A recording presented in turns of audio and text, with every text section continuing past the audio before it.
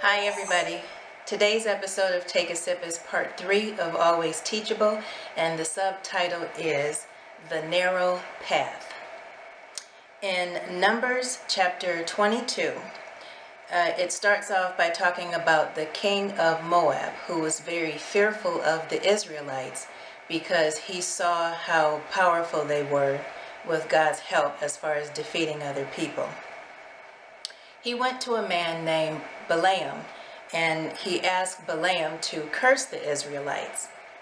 Balaam said, I can't go because God had told him, don't go with them. Don't curse those people because they are blessed by me. So Balaam told him, I can't go.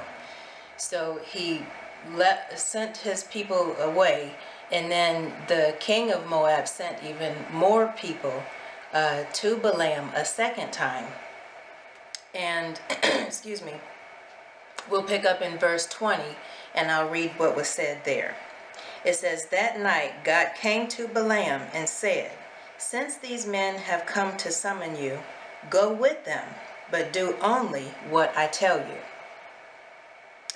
I believe in this situation, the only thing that Balaam heard was go. I don't believe that he heard the second part where it said, do only what I tell you. I think the only thing he heard was go. The reason I say this is because in verses 21 to 27, it talks about the situation where he gets on his donkey, he saddles up, gets on there, and he starts off doing what God told him to, which was go. But because he didn't hear the second part, the donkey was being opposed in several different ways. The first way, they were on this road, the donkey was going, and the angel of the Lord was standing in the way of the street or road that they were on with his sword up. The donkey saw it, and the donkey ran off into a field.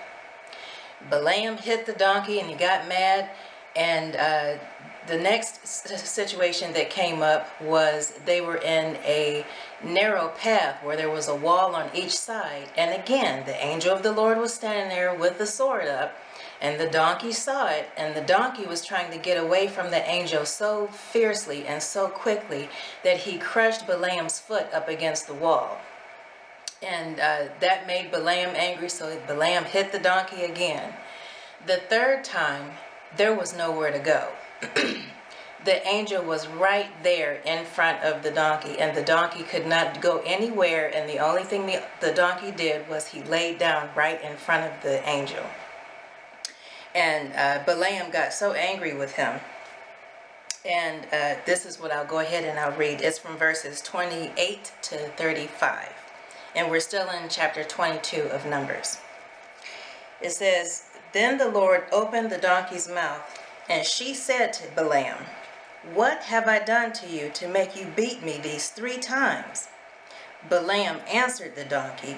Now yes, he is having a conversation with a donkey. Balaam answered the donkey, You have made a fool of me. If I had a sword in my hand, I would kill you right now. The donkey said to Balaam, Am I not your own donkey, which you have always ridden to this day? Have I been in the habit of doing this to you? No, he said. Then the Lord opened Balaam's eyes, and he saw the angel of the Lord standing in the road with his sword drawn. So he bowed low and fell face down. The angel of the Lord asked him, Why have you beaten your donkey these 3 times? I have come here to oppose you because your path is a reckless one before me. The donkey saw me and turned away from me these 3 times. If she had not turned away, I would certainly have killed you by now, but I would have spared her.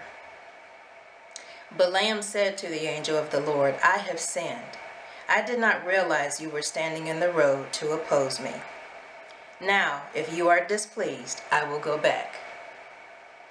The angel of the Lord said to Balaam, Go with the men, but speak only what I tell you. So Balaam went with the princes of Balak. I want to reiterate in this episode the importance of having a personal relationship with God. God knew Balaam's heart. He knew that Balaam only heard go, and he didn't hear only say what I want you to say, only do what I want you to do. 3 times God tried to warn him, each time making his path more narrow. After Balaam saw the angel, he said he was sorry, he offered to go back, and then he finally listened to what was said the first time. If we remain teachable, God will continue to work with us and work on us. My encouraging scripture is coming from Jeremiah chapter 29, verses 11 to 13.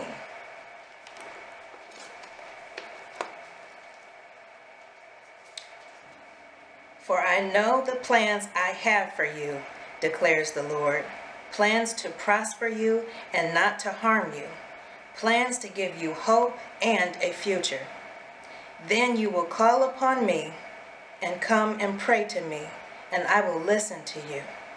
You will seek me and find me when you seek me with all of your heart.